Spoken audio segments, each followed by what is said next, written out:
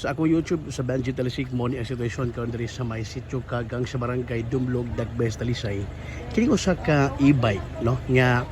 dunay sakay nga kaning biktima nga gitabunan sa kaning murag kaning foil o kaning sa tawag kaning aluminum foil. Gitabunan ni siya mga super tungod kay nagatugo magud ni. Ang biktima gipusil patay sa wala pa mailang suspect. Ang driver sa e-bike nga si Glenn alias Glenn 48 anyos nga giingon kini mga biktima gikan sa suod gibahin nga nitambong sa birthday sa iyang kumpare o nya ang katong driver pa sa e-bike iya pa kumpare apan pag uli na ni sakay dili sa kanang gibahin nagapark no ang ganing e-bike pagsakay pagdayon lakaw nila paingon dito sa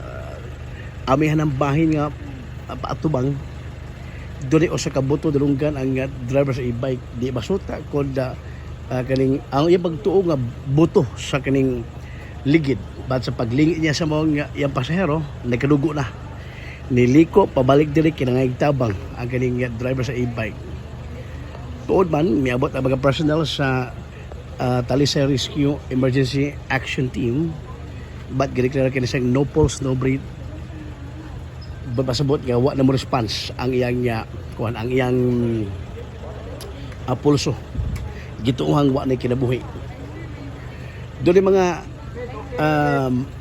na inabi nato no ang kini mo biktima sa wa pa ning panghitabo dito sa sud gabahin sa panimalay sa iyang kumpare do nagiingon nakalalis ang mga biktima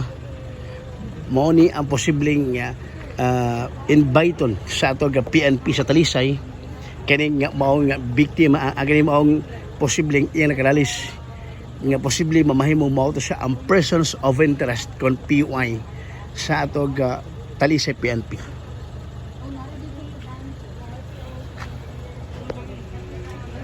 At ay kanila sa ato ga YouTube no ang mga labas ng mga balita ug impormasyon